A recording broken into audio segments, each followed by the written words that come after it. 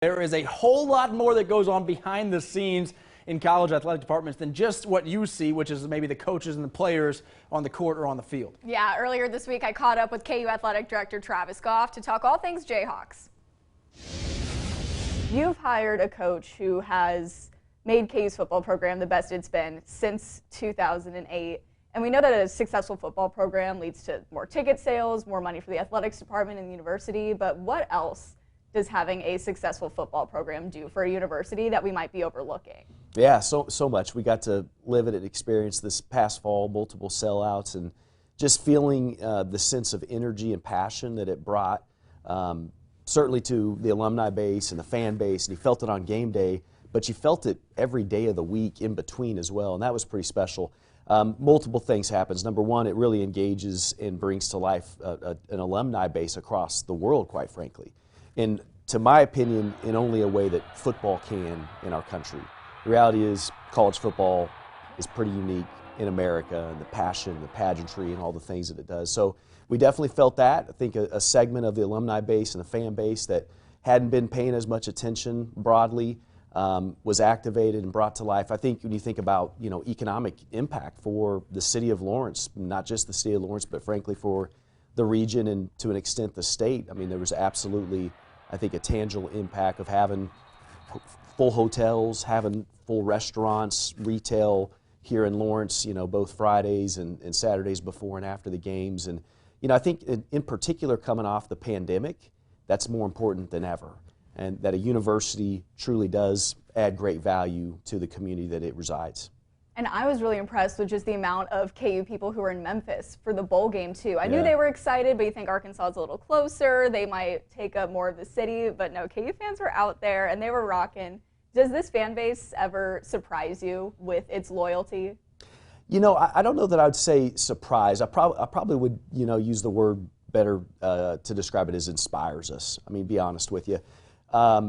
In Memphis, we had high hopes. We'd heard and we'd seen numbers of tickets sold, and we talked anecdotally to so many different supporters out there. There was nothing that was going to get in the way of them making that journey to Memphis. And sure enough, it showed up that day and on game day and throughout. And it was special. And I think what it does is it just gives us more fuel as a university, as an athletic department, certainly as a football program, to continue to do the work that it requires to continue this build. I mean, we had a good year. We took major steps, but there's a lot more ahead in this journey. And it's not about, for us, having this blip on the radar, having these great storylines, or this one team that took a step. It's about doing something that we fully believe can be sustained here at KU.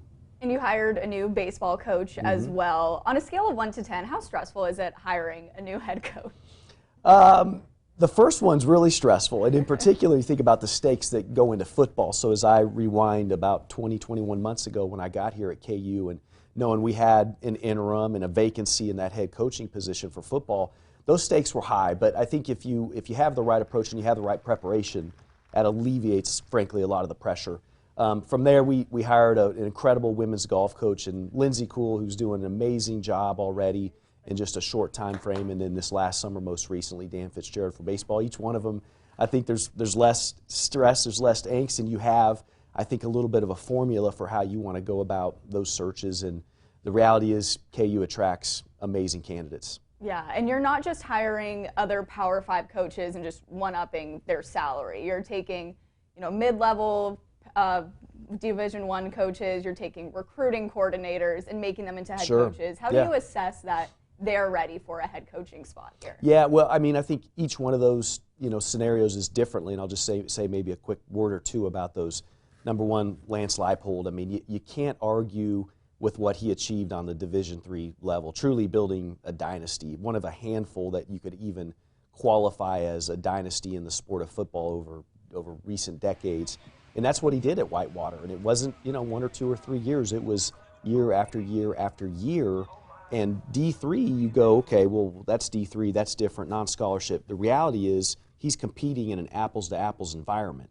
So he was able to achieve that against programs that had similar resources, similar universities, et cetera. So pretty significant. Then to see him take the step and do it at Buffalo, a great place, but a challenging place for that level of football.